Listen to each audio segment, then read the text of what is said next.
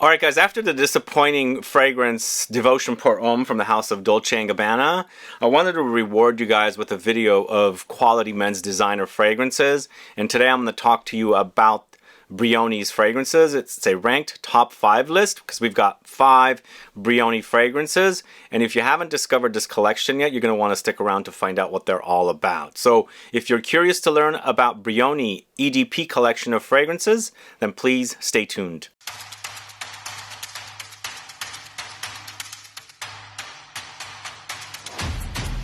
Thanks so much for tuning in. I'm Sebastian, talking to you about the Brioni Eau de Parfum collection of fragrances. The first one launched in 2021. I remember during the height of the pandemic when that launched, I was looking for it everywhere because I heard about it. It was coming. So I ordered a bottle and it arrived and really enjoyed that whole ozonic violet take on a fragrance. But the collection is solid, I think. Definitely leans a bit on the mature side. So if you're one into sweet fragrances, we don't have that here. And it doesn't always have to be about sweet fragrances. And don't get me wrong, I absolutely love sweet fragrances. But I also like the solid designer collection of men's fragrances. Each one should be checked out if you like men's masculine offerings from a designer. Totally worth it for me. But all of the fragrances are created by Michel Almairac, who created or is one of the perfumers of the original fragrance here, Fahrenheit, from, not the original fragrance I should say, but one of the original men's designer fragrances from decades ago from Dior. It's an amazing fragrance. It's a leather, and he co-created that fragrance with a few other perfumers. So if you like that, you're probably going to dig this collection because there are other fragrances here that might be kind of similar to that kind of a style. But all of them are created by Michel Almairac, a great perfumer, been around for a long time. But there's a few that are co-created with other perfumers, and I'm going to let you know who they are. But I do have links to the fragrances as well if you're in the market to buy any of these fragrances. They are linked. But we're going to start off with the 5th one. This is a ranked list, and it's the latest from 2024.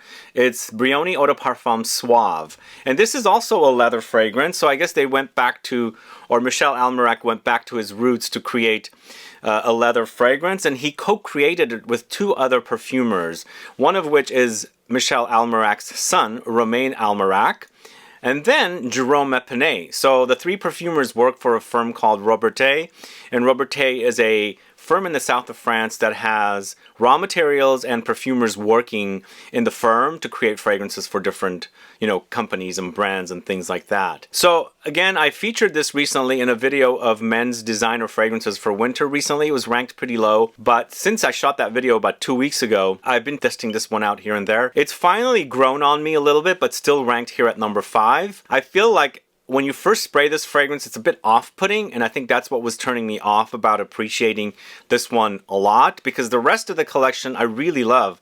I think they're solid fragrances, but this one took me a while to warm up to, and I think it's pretty solid, especially if you're looking for a leather that's not like your typical Tuscan leather, ombre leather-like leather fragrance. This has notes of pink pepper, leather, amber, cardamom, vetiver, sandalwood, and mandarin. So in the end, it's a spicy leather with lots of woods and amber in the dry down, and you get a bit of a slight smokiness here and slightly animalic, not overwhelming. This is a very subjective hobby experience, so you might be someone that's very new to fragrances, so you might consider this animalic because it is a leather fragrance in the end. For me, it was kind of bordering it, not quite getting there, but I'm much familiar with animalic fragrances, so it depends on the person. But for me, it's totally wearable, a different take on a leather. I would consider this more of a leather like the leather in Fahrenheit, not like Tuscan leather, ombre leather. So the leathers are different.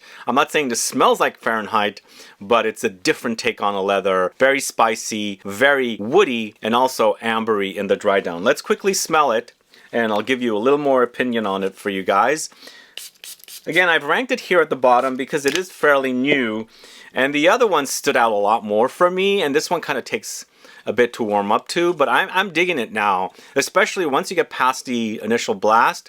It's great smelling leather, very masculine, very woody, very spicy, but there is that freshness of the mandarin. I'm actually smelling it. I haven't put my nose on the strip yet, and I can get all of those notes together. The freshness, that kind of reaches a lot more, but the depth, the leather and the amber, the woods, It's great. It's a great take on a men's designer leather fragrance.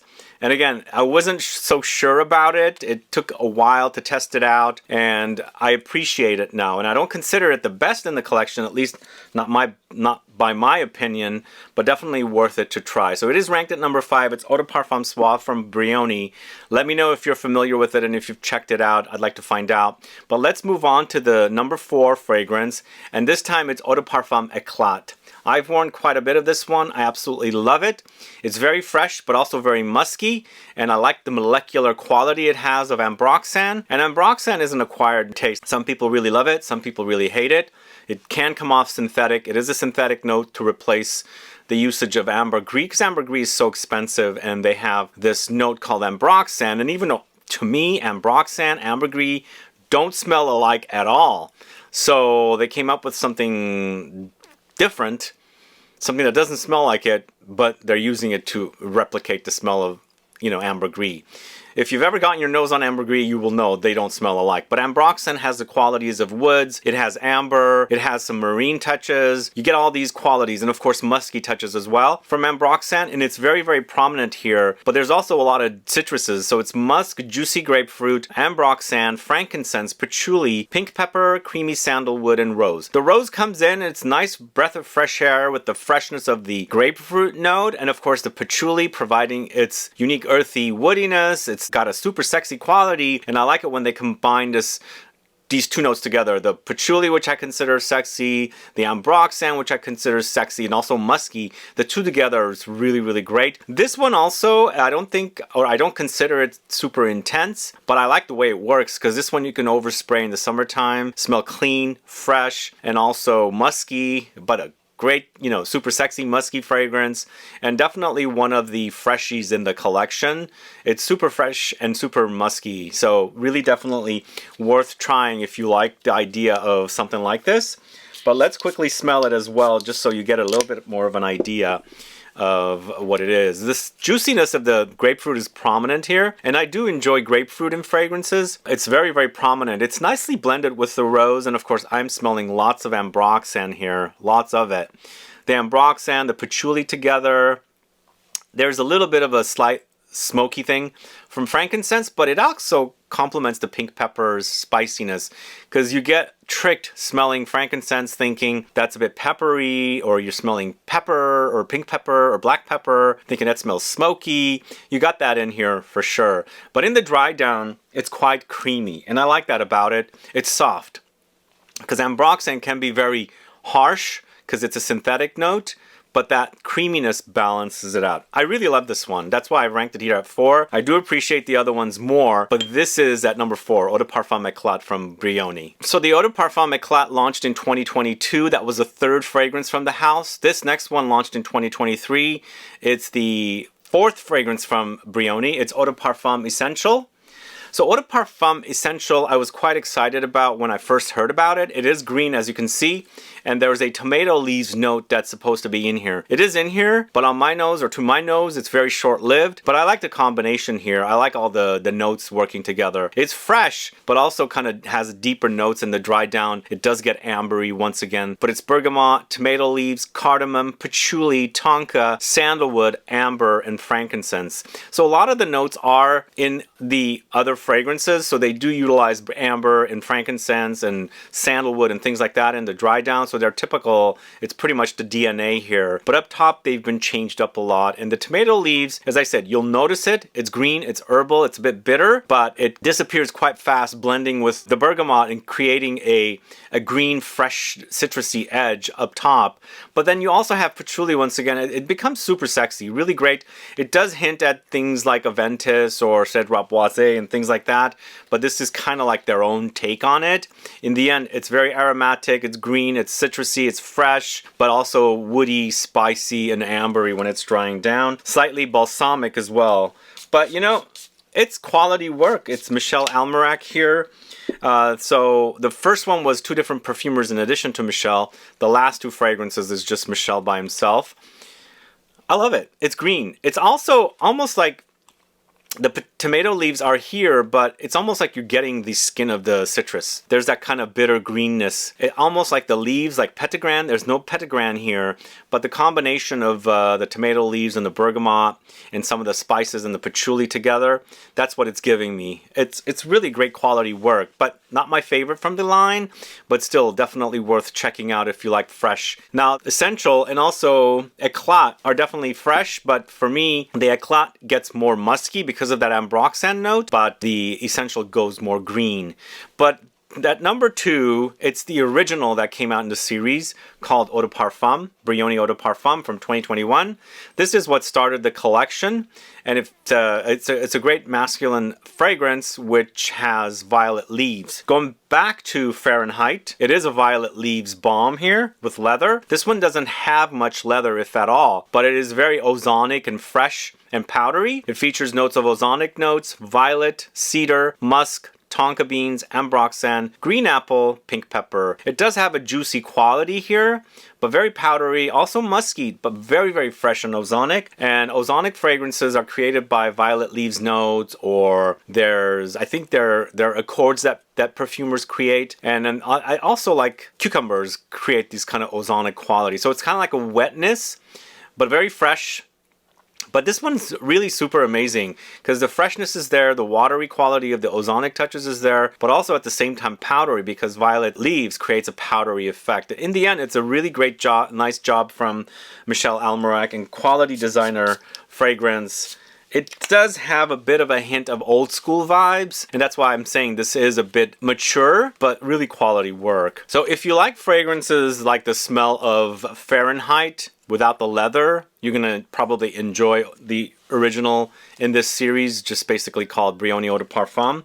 Or something like Kiton Men, the very first fragrance that brand launched. It was a violet leaf fragrance, very powdery. You're gonna enjoy this one as well. Really great, but you do have that freshness, kind of a juicy wetness that's created by the ozonic notes. So it creates a freshness, but spices come in here as well, and the juiciness of the fruity apple, the green apple note. To me, the green apple note is really, really quality work here, and it gets better in the number 1 fragrance because it's the second fragrance in the series, the Eau de Parfum Intense.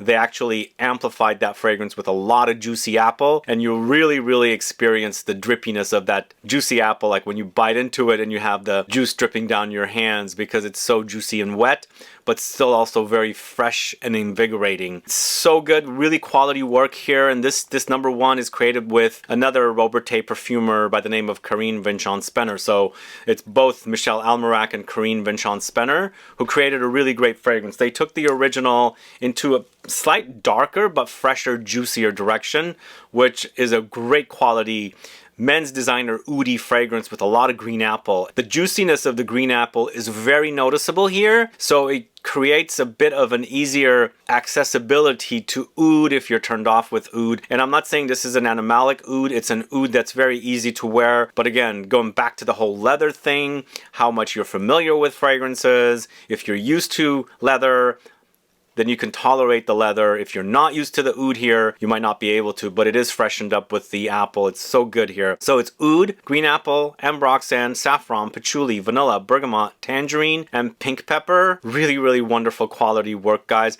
It doesn't really smell too much like the original because they've removed the violet and the ozonic notes, but I feel like the apple does provide a bit of that wetness that ozonic notes provides in fragrances. It's there, but with an overdose of fruitiness. They did bring the apple from the original here, so it does have a bit of a green quality from the apple, the juicy fruitiness, but it's so amplified here. It is a great fragrance, one of the best men's designer fragrances out there.